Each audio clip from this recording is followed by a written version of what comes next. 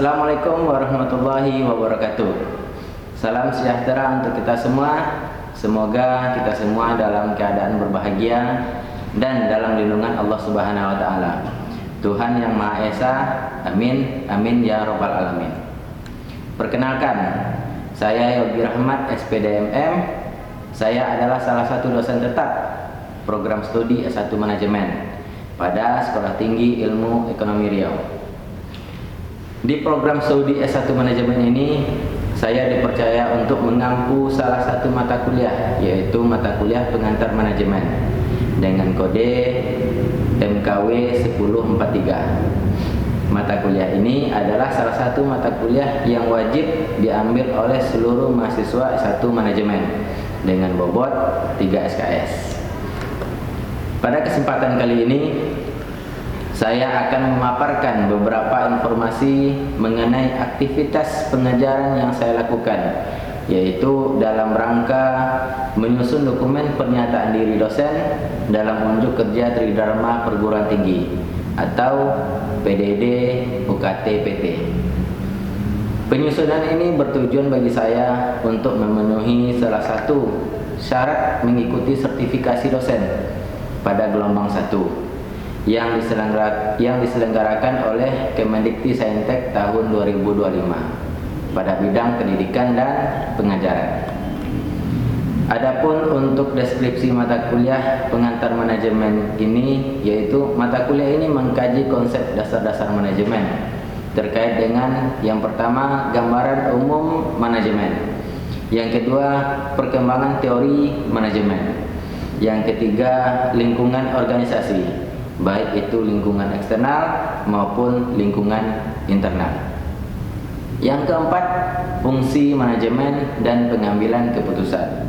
Yang kelima, fungsi pengorganisasian dan perubahan organisasi. Yang keenam, motivasi. Yang ketujuh, kepemimpinan dan komunikasi. Serta yang kedelapan, fungsi pengawasan dan sistem informasi.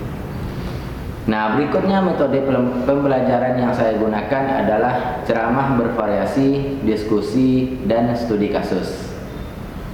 Selanjutnya, untuk capaian pembelajaran, lulusan atau disingkat dengan CPL yang dibebankan oleh program studi kepada mata kuliah pengantar manajemen ini terdiri dari yang pertama itu unsur sikap, yang kedua unsur pengetahuan, yang ketiga unsur keterampilan umum, yang keempat unsur keterampilan khusus. Nah, dengan rincian CPL Prodi yaitu CPL nomor 3, mengasah kemampuan berpikir secara logis, kritis, terstruktur, dan inovatif dalam melaksanakan tugas-tugas khusus di bidang keahliannya, selaras dengan standar kompetensi kerja yang berlaku pada bidang tersebut. Berikutnya CPL nomor 5, lulusan memiliki kemampuan menerapkan konsep-konsep manajemen dalam menjalankan organisasi secara optimal. Selanjutnya CPL ke-9, lulusan dapat membuat keputusan strategis dan tepat untuk mengembangkan dirinya. Selanjutnya CPL ke-10, lulusan mampu mengelola organisasi dengan menjunjung tinggi prinsip-prinsip etika. Berikutnya CPL Prodi ini diturunkan menjadi capaian pembelajaran mata kuliah atau disingkat CPMK, yaitu dengan rincian sebagai berikut. CPMK yang pertama, mahasiswa mampu mengimplementasikan secara tepat teori-teori manajemen. Selanjutnya CPMK yang kedua, mahasiswa mampu menunjukkan keterkaitan peran dan fungsi manajemen di dalam organisasi secara tepat. Yang ketiga, CPMK yang ketiga, mahasiswa mampu menunjukkan karakter tangguh, kolaboratif, adaptif, inovatif, dan inklusif di dalam kegiatan pembelajaran pengantar manajemen ini. Nah, berikutnya CPMK ini diturunkan kembali ke dalam materi pembelajaran menjadi sub CPMK yang lebih terperinci, yaitu sub CPMK yang pertama, mahasiswa dapat menjelaskan dan memahami pengertian manajemen. Yang kedua, sub CPMK, mahasiswa mampu menjelaskan perkembangan teori manajemen. Berikutnya, sub CPMK yang ketiga, mahasiswa mampu menjelaskan dan memahami lingkungan bisnis. Selanjutnya, sub CPMK yang keempat, mahasiswa mampu menjelaskan globalisasi bisnis dan lingkungan internasional. Selanjutnya, sub CPMK yang kelima, mahasiswa mampu memaparkan arti perencanaan, fungsi perencanaan, proses perencanaan, dan faktor-faktor perencanaan. Selanjutnya, sub CPMK yang keenam, mahasiswa mampu memahami dan menjelaskan cara pengambilan keputusan yang efektif. Selanjutnya, sub CPMK yang ketujuh, mahasiswa mampu merumuskan pengorganisasian perusahaan. Berikutnya, sub CPMK yang ke-8, mahasiswa mampu menjelaskan dan memahami pengelolaan SDM. Selanjutnya, sub CPMK ke-10, mahasiswa mampu memahami perubahan organisasi. Berikutnya, sub CPMK ke-11, mahasiswa mampu merumuskan pelaksanaan atau leading di perusahaan. Selanjutnya, sub CPMK ke-10, mahasiswa mampu merumuskan pengendalian atau pengawasan perusahaan. Nah, berikutnya sub CPMK ini disampaikan dan dijelaskan pada 14 kali pertemuan tatap muka, diskusi, ataupun studi kasus, di mana 2 pertemuan lainnya yaitu ujian tengah semester dan ujian akhir semester. Nah, pada mata kuliah pengantar manajemen ini, penilaian yang saya berikan ada 5 komponen. Nah, 5 komponen tersebut, yang pertama itu absensi atau kehadiran mahasiswa. Saya beri nilai 10%. Berikutnya, keaktifan. Keaktifan ini baik itu aktif secara verbal maupun aktif dalam menjawab pertanyaan-pertanyaan dalam artian non verbal.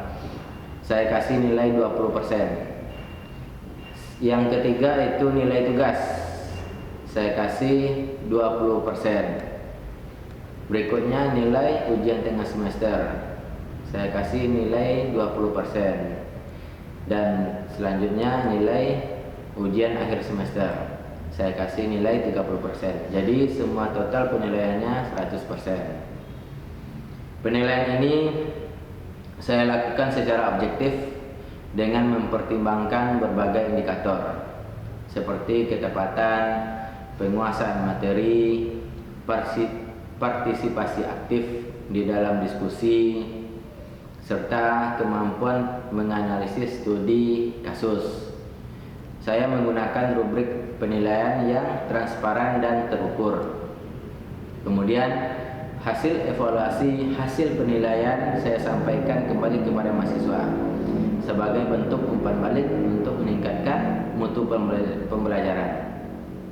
Melalui pendekatan ini, saya berkomitmen menciptakan proses belajar yang berpusat kepada mahasiswa, sekaligus mempersiapkan lulusan yang berpikir kritis, adaptif terhadap perubahan, dan sikap menghadapi tantangan dunia kerja. Nah, baik, untuk tahap berikutnya, mari kita sama-sama menyimak video pembelajaran mata kuliah pengantar manajemen ini. Ya, semuanya, assalamualaikum warahmatullahi wabarakatuh. Waalaikumsalam warahmatullahi wabarakatuh. Selamat pagi semuanya teman-teman. Bagaimana kabarnya hari ini? Baik, alhamdulillah ya. Oke, untuk pertemuan pagi ini kita akan membahas materi tentang pengawasan. Nah, sebelum kita masuk ke materi tentang pengawasan, lebih baik kita mengulang pertemuan di minggu lalu. Nah, pertemuan kita minggu lalu yaitu tentang kepemimpinan. Oke, tentang kepemimpinan. Siapa yang masih ingat apa itu kepemimpinan? Saya, Pak. Oke, silakan Putri. Kepemimpinan adalah aktivitas untuk mempengaruhi orang agar mereka mau bekerja dengan berantusias untuk mencapai tujuan tertentu. Nah, betul. Inti dari arti kepemimpinan adalah mempengaruhi seseorang atau orang lain atau karyawan bawahannya untuk mencapai tujuan dari organisasi. Nah, itu arti dari kepemimpinan. Nah, terus kita lanjut lagi. Siapa yang masih ingat apa saja gaya dari kepemimpinan? Silakan angkat tangan. Oke, silakan Samil. Otoriter atau authoritarian, memimpin melalui sendiri. Nah, yang pertama, gaya dari kepemimpinan itu adalah otoriter. Apa contoh dari otoriter? Apapun tindakan dia, apapun aturan dia harus dari dia sendiri. Dia tidak menerima pendapat dari bawahannya. Nah, yang kedua, Saya, Pak. oke, silakan Okta. Demokratis. Pemimpin melibatkan anggota dalam mengambil keputusan. Nah, yang kedua adalah gaya demokratis. Contohnya apa? Setiap keputusan, setiap aturan, pemimpin melibatkan karyawannya. Nah, itu sedikit tentang ulasan kita pembahasan minggu lalu. Nah, sekarang kita masuk pembahasan yang sekarang. Oke, kita masuk ke materi tentang pengawasan. Nah, berkaitan dengan pengawasan, apa yang terlintas oleh teman-teman? Apa itu pengawasan? Pak, Nah, silakan Rahim. pengawasan adalah proses memantau atau mengendalikan agar standar berjalan dengan tepat. Nah, betul. Pengawasan adalah suatu proses memantau atau mengevaluasi apakah aturan yang diberlakukan, apakah tindakan yang dikerjakan sesuai dengan standar yang telah ditetapkan. Nah, itu dia. Jadi bisa kita lihat di PowerPoint, pengawasan itu salah satu kunci keberhasilan dari organisasi. Nah, oke. Baik, kita lanjut. Nah, ini tadi, apa itu pengawasan? Pengawasan adalah suatu proses memantau. Nah, memantau atau mengevaluasi apakah kegiatan sudah dilakukan sesuai dengan rencana, tujuan atau standar yang ditetapkan oleh suatu organisasi atau perusahaan. Nah, oke, kita sudah membahas apa itu pengawasan. Berikutnya, tujuan utama dari pengawasan. Nah, tujuan dari pengawasan yang pertama itu menjamin pekerjaan sesuai dengan rencana. Kenapa tujuan utama dari pengawasan menjamin pekerjaan itu sesuai dengan rencana?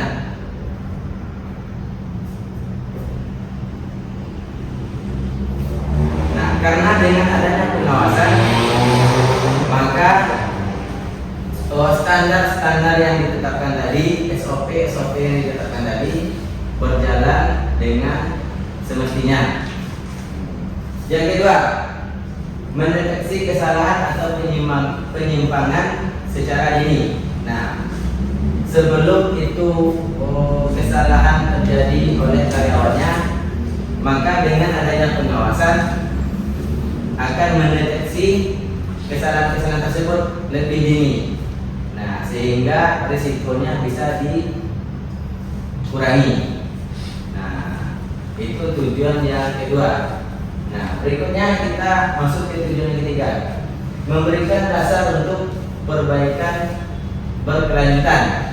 Nah, dengan adanya pengawasan, maka perbaikan kedepannya bisa dilakukan. Ya. Keempat, meningkatkan efisiensi dan efektivitas organisasi.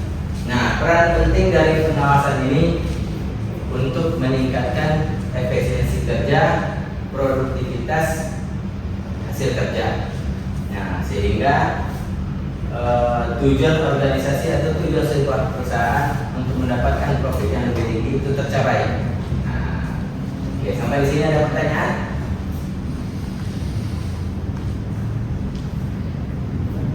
Nggak ada ya? Nah. Masuk kita ke peran dan tanggung jawab pengawas. Nah, di sana ada 3. Bapak mengutip 3 peran dan tanggung jawab seorang pengawas. Yang pertama komunikasi, yang kedua evaluasi, dan yang ketiga pengembangan. Nah, peran yang pertama komunikasi. Pengawas itu harus menjaga komunikasi dengan bawahannya atau dengan sesamanya, sehingga dengan adanya komunikasi yang terjaga, maka proses berjalannya suatu standar yang ditetapkan oleh perusahaan itu terjaga. Nah, yang kedua evaluasi.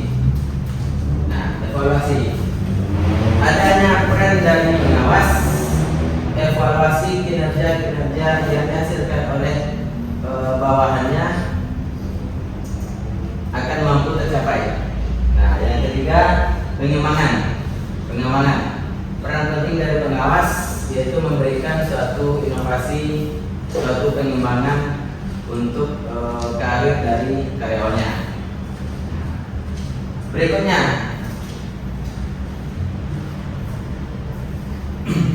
Berikutnya proses dari pengawasan yang efektif. Nah, proses dari pengawasan yang efektif. Yang pertama, di sana ada perencanaan. Nah, perencanaan. Kenapa ada perencanaan? Karena dikaitkan dengan perencanaan itu awal. Nah, awal. Sehingga pengawasan itu menetapkan standar yang lebih awal. Nah, perencanaan. Menetapkan standar dan indikator kinerja yang jelas dan terukur. Nah, peran penting dari pengawas itu menetapkan standar kerja. Standar kerja itu ditetapkan di awal, sehingga SOP untuk karyawannya berjalan sesuai apa yang diharapkan. Nah, setelah dilakukan perencanaan, maka pengawasan itu dilaksanakan lagi di proses pelaksanaan. Oke. Melakukan observasi, pengumpulan data, dan memantau aktivitas kerja dari bawahannya. Yang ketiga adalah evaluasi, menilai, mendeteksi hasil dari kerja karyawannya, terus membuat laporan. Nah, dan mengidentifikasi penyimpangan yang ada. Nah, berikutnya tindak lanjut. Apabila terjadi penyimpangan, maka akan segera diberikan perbaikan. Nah, okay.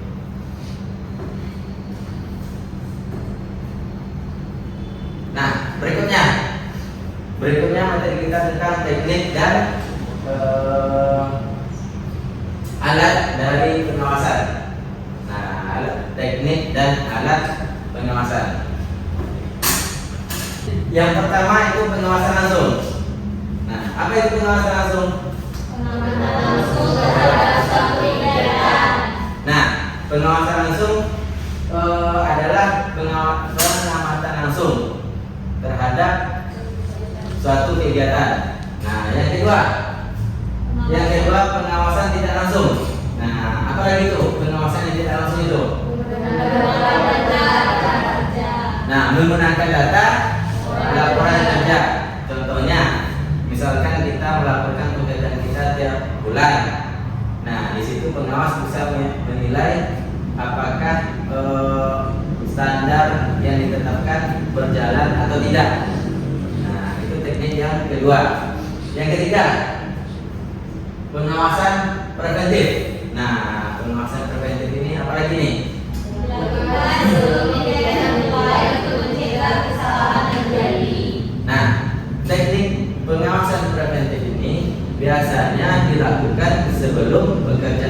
baik, sehingga kesalahan-kesalahan yang akan diperbuat bisa dikurangi.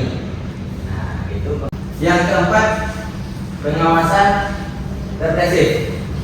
Nah, siapa yang bisa menjelaskan apa itu pengawasan represif? Coba Riko. Dilakukan setelah kegiatan selesai untuk mengevaluasi hasil. Nah, kegiatan represif itu biasanya dilakukan setelah kegiatan itu selesai, sehingga hasilnya dapat dievaluasi apakah hasilnya bagus atau tidak. Nah, berikutnya adalah pengawasan proses. Nah, pengawasan proses biasanya itu dilakukan pada saat atau diawasi pada saat proses pekerjaan itu berlangsung. Nah, selanjutnya pengawasan hasil. Nah, hampir sama dengan pengawasan represif tadi, tapi dia berfokus ke hasilnya saja. Pengawasannya berfokus ke hasilnya saja, seperti laporan bulanan tadi atau laporan tahunan tadi. Nah, seperti itu contohnya. Terus pengawasan kualitas. Nah, dia pengawasan ini berfokus terhadap kualitas, baik itu kualitas produk maupun kualitas pelayanan. Nah, oke. Nah, itu teknik dari pengawasan. Sekarang kita masuk ke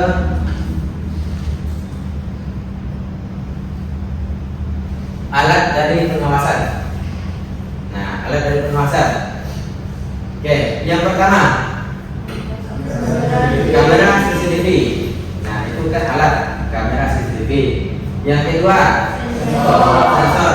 Nah, sensor ini contohnya misalkan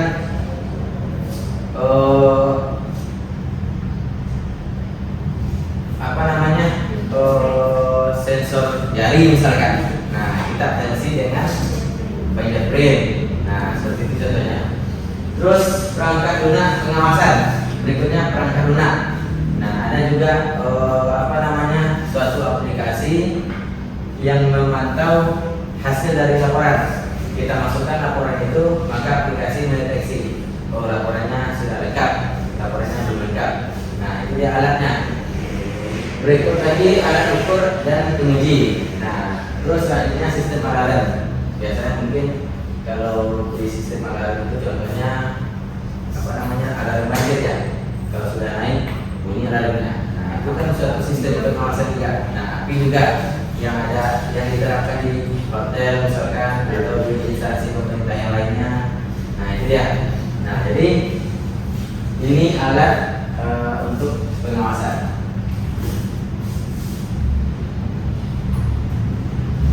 Nah, berikutnya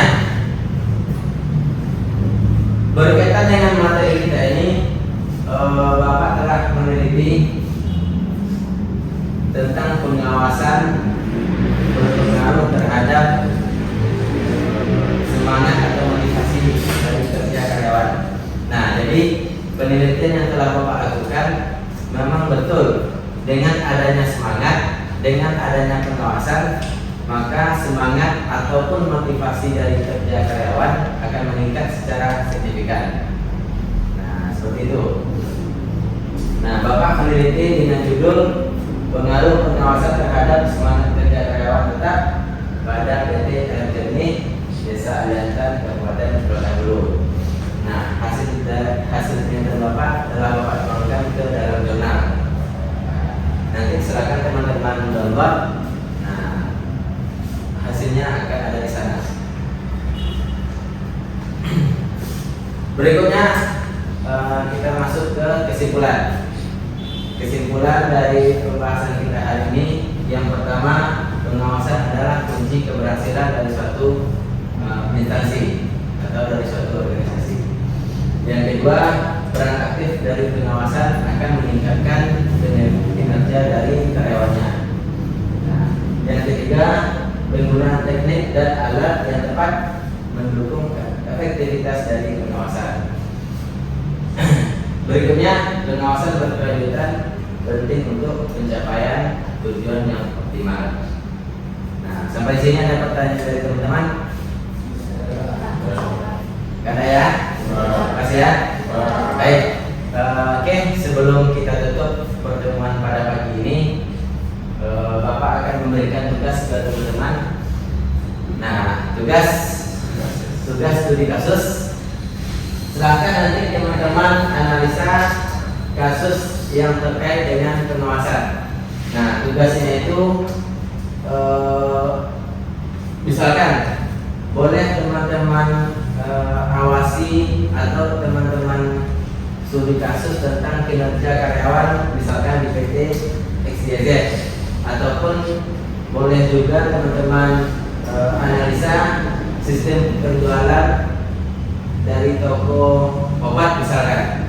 Nah, nanti tugas tersebut teman buat dalam bentuk laporan, hasilnya dikumpulkan pada pertemuan berikutnya. Baik, demikian pertemuan kita pagi ini. Terima kasih untuk perhatiannya. Lebih dan kurang dari Bapak mohon maaf. Kita sudahi. Assalamualaikum warahmatullahi wabarakatuh. Waalaikumsalam.